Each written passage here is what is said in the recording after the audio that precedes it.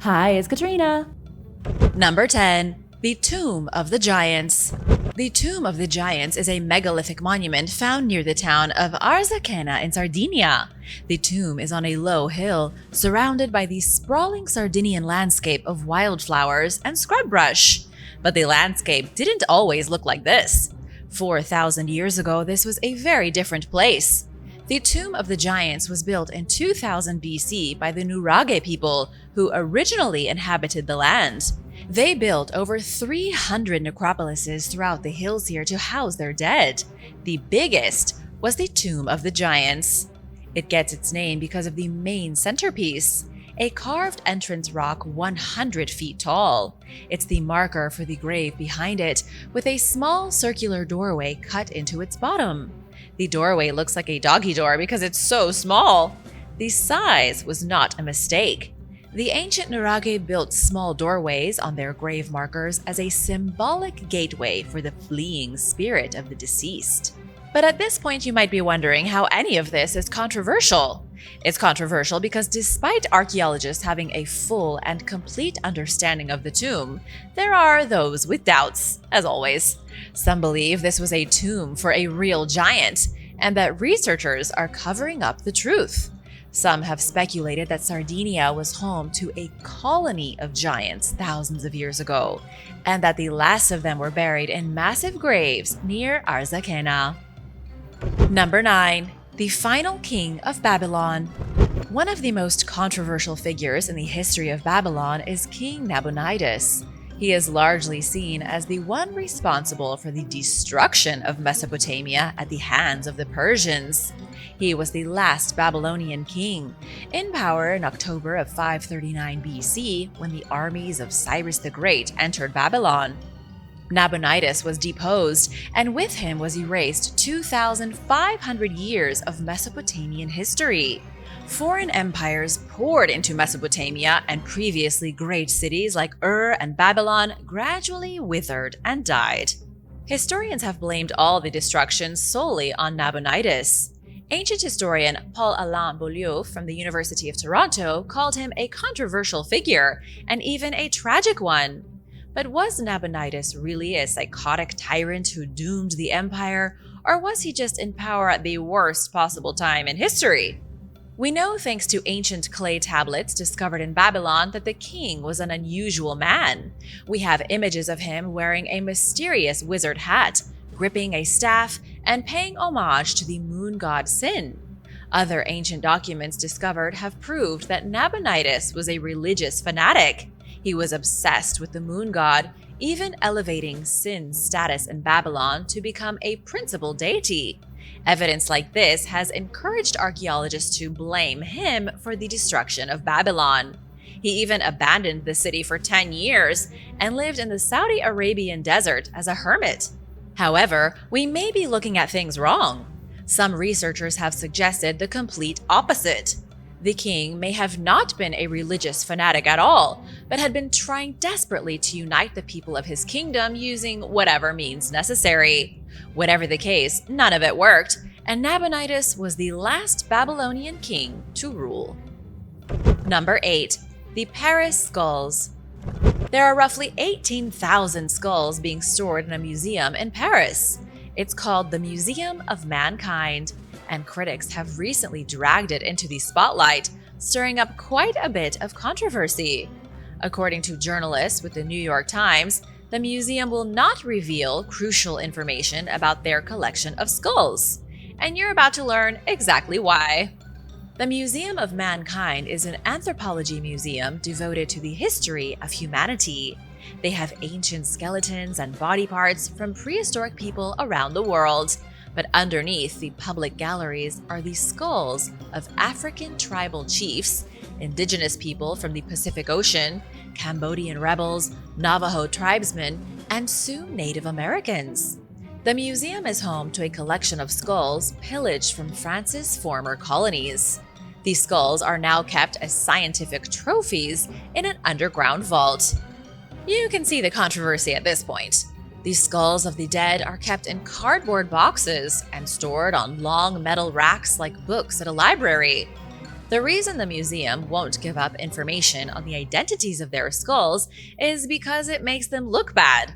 Plus, certain groups of people might want the skulls of their dead ancestors back. Confidential documents were recently leaked that give information on a few of the skulls. Some belong to a family of Canadian Inuits who were exhibited like animals at a Paris zoo in 1881. The museum has skulls of victims of the Armenian genocide in the 1910s. They also have the bones of Mamadou Lamine, a rebel leader from the 19th century who fought against French colonial troops. What do you think should happen with these skulls? Let me know your thoughts in the comments below. Number 7. The Old Testament. Ancient artifacts have been discovered which allegedly prove truths from the Bible. In the ruins of the city of David, experts came across 2 rare letter seals. In the distant past, seals were inscribed with names of very important people, and they were used to seal letters. It was the ancient equivalent of a signature. A rich person could stamp their seal on a letter, and then the recipient would know whether it had been opened or not. It was a kind of security against peasants poking through the mail. The seals that were discovered have shocked archaeologists because they seem to confirm a biblical story 3,000 years old. The first seal bears the name Nathan Melech. This is a name mentioned in the Bible. Nathan Melech, according to the Old Testament, was an official in the court of King Josiah around the 7th century BC. King Josiah was the one who destroyed the pagan idols of Israel in 2 Kings. The second seal bears the name Ikar, son of Matanyahu. In the Bible, Matanyahu is mentioned briefly in passing. The discovery of the 2 seals confirms that both biblical characters existed in real life. And if that's the truth, it's additional proof that the Old Testament is more fact than fiction. And now for number 6. But first, it's shoutout time! I want to say a big thank you to Leroy Nelson and Andrew Federal for supporting this channel. Be sure to subscribe if you haven't already for more videos about amazing discoveries. Number 6. Bronze Age migrants. A new study on ancient DNA has revealed some shocking revelations about life in Bronze Age Scotland. DNA tests have revealed that an influx of women obliterated traditional family values and spiritual customs on Orkney Island. The study was headed by Dr. Graham Wilson from Environment and Archaeology Services, Edinburgh, but according to other scientists, his study is nothing but hogwash. 4,500 years ago, farmers on Orkney, which isn't technically a single island but a group of small islands, flourished. They built stone buildings at the very edge of the known world and lived a quiet life of isolation. Even today, Orkney is one of the most remote places in Europe. We know all of this because of countless archaeological sites, ancient tombs, unearthed houses, and forgotten cemeteries. Bodies from one of the ancient cemeteries were recently harvested for their DNA. With the DNA tested, researchers were shocked to see that there was an influx of female migrants about 4,000 years ago. These females came from mainland Europe, meaning they traveled a very long distance to reach Orkney. While this was happening, women from Orkney were moving out of the region and migrating to other places. There was some kind of switch happening, and it led to dramatic changes in the environment. New spiritual activities started, rituals changed, and the social structure was entirely reworked. And it was all because of a massive influx of women, likely making the Orkney men extremely happy. This is controversial because not everyone agrees. Archaeologist Alison Sheridan from National Museum Scotland says there was no influx of women to the Orkney Islands. She also says there is no physical evidence of large numbers of people even living on the islands. She thinks the DNA results have been way over-exaggerated to make for a good story. Number 5. Queen Nefertiti. A prominent Egyptologist recently claimed to have discovered the lost mummy of Queen Nefertiti. It's a bold claim, and one that not everyone believes. His name is Zahi Hawass, and he is one of the leading Egyptologists in the world. He was previously the Minister of State for Antiquities Affairs in Egypt, and he's been making groundbreaking discoveries for decades. He recently led a team of archaeologists on an excavation in the Valley of the Kings. He and his team announced the discovery of multiple unnamed mummies in tomb KV35, one of which Hawass claims is Nefertiti. They also found the mummified remains of a 10-year-old boy, which he believes to be the brother of King Tutankhamun. Queen Nefertiti ruled alongside Pharaoh Amenhotep IV 3,300 years ago. Amenhotep changed his name to Akhenaten and plunged Egypt into a period of immense social turmoil by trying to cancel the ancient Egyptian gods. After his death, his son Tutankhamun restored order with help from his mother Nefertiti, but Nefertiti's mummy has never officially been found. Researchers are skeptical about the discovery because this is the fourth time in 7 years someone has claimed they found her. Archaeologist Nicholas Reeves declared the same thing, saying her mummy was in a concealed chamber found in Tutankhamun's tomb in 1922. There is no proof yet that this mummy is Nefertiti. Hawass is hoping to prove it by matching DNA from Tutankhamun or Akhenaten with the mummy he found, so stay tuned and I'll keep you posted. Number 4. Biblical Sodom. Scientists are having a meltdown over the recent controversial discovery of the biblical city of Sodom. The remains of a city near the Dead Sea have most certainly been found, but archaeologists seem to be split on what the discovery means. The only thing they can agree on is that something unusual happened here. The city is Tal el-Hammam. It is roughly 4,000 years old, maybe a little older. While researchers were investigating the ruins, they found evidence of an apocalyptic event. Rooftops were melted, pottery was disintegrated, destruction was everywhere. Around the year 1650 BC, something happened that released an intense wave of heat, destroying the city and leaving it in ruins. Here is where it gets controversial. Stephen Collins, the principal archaeologist at Tal el-Hammam, says the dating of the destruction matches exactly with the biblical account of Sodom and Gomorrah. He believes that Tal el-Hammam is the city of Sodom, and that it was devastated by a massive airburst. A comet fell through the atmosphere, exploded above the city, and released energy equivalent to over 1,000 atomic bombs. The destruction was so severe that when the Bible was written later, the real event was used as the inspiration behind God's destruction of Sodom with fire and brimstone. But not all archaeologists are convinced. Stephen Jarrett with the American Museum of Natural History says Collins has it all wrong. He believes the melted pottery and other evidence is nothing but leftover material from ordinary smelting activities.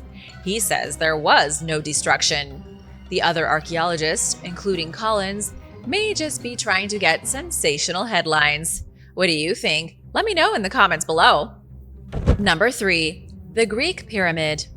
An ancient pyramid was discovered in Greece, sparking a shocking debate over who began building pyramids first. Was it the Greeks or the Egyptians?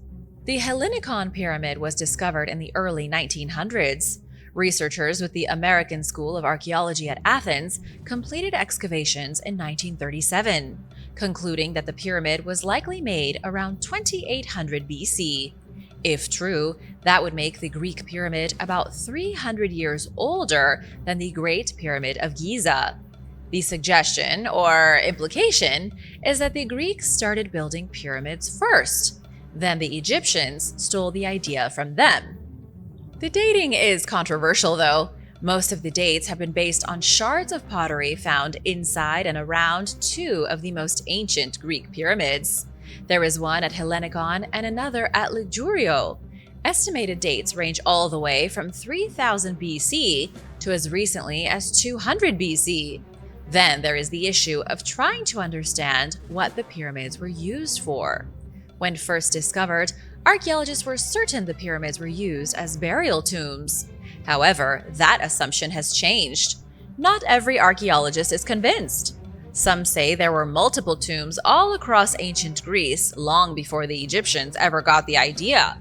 Unfortunately, only 2 pyramids remain, and the rest, if there were any, are destroyed. Other experts say the pyramids were simply used as guardhouses or monuments that had nothing to do with burials. Number 2. The monument. A mysterious monument was discovered in Poland, 7,000 years old and 3 times bigger than Stonehenge. Researchers say the site is over 360 feet in diameter, likely occupied by Neolithic humans for around 250 years. It was first discovered by a paraglider flying over northwest Poland near the German border in 2015. A year later, archaeologist Marcin Zajwanowski confirmed the presence of the site by using Google Maps. The evidence of an ancient structure was so obvious, it looked like there were crop circles in the field. Today, we have a lot more information. Archaeologists believe the structure was a ritualistic stone circle that may have also served as an astronomical calendar. The reason it's controversial is that it's so old. It's over 2,000 years older than Stonehenge and far larger. Researchers still don't understand what its function was or why ancient people put so much effort into building it.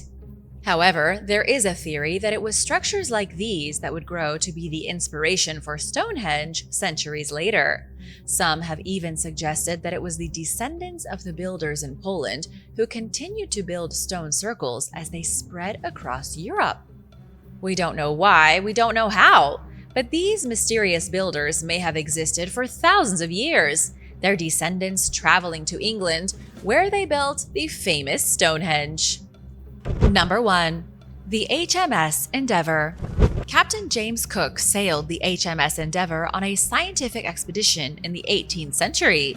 He used the ship in 1768 as part of a mission to observe the transit of Venus across the Sun. This was part of a massive global scientific effort to measure how far the planet is from the Sun, and it was a huge success. Captain Cook spent the rest of the voyage mapping New Zealand's coastline, then sailing to the eastern coast of Australia. This was the first time that Europeans visited that part of the land down under, with Cook and his crew going ashore in Botany Bay. Following the success of the scientific voyage, the HMS Endeavour was sold, then scuttled in 1778 as part of a blockade near Rhode Island during the American War of Independence. Just recently, researchers with the Australian National Maritime Museum announced the confirmation of a shipwreck near Rhode Island as the HMS Endeavour. But shortly after, the Rhode Island Marine Archaeology Project called the announcement premature. They have insisted that more evidence is needed before the ship can be confirmed as found. It looks like archaeologists did find a ship, but that they may be jumping to conclusions about its identity. Thanks for watching. Be sure to hit that subscribe button and come back soon for more videos like these. See you later. Bye!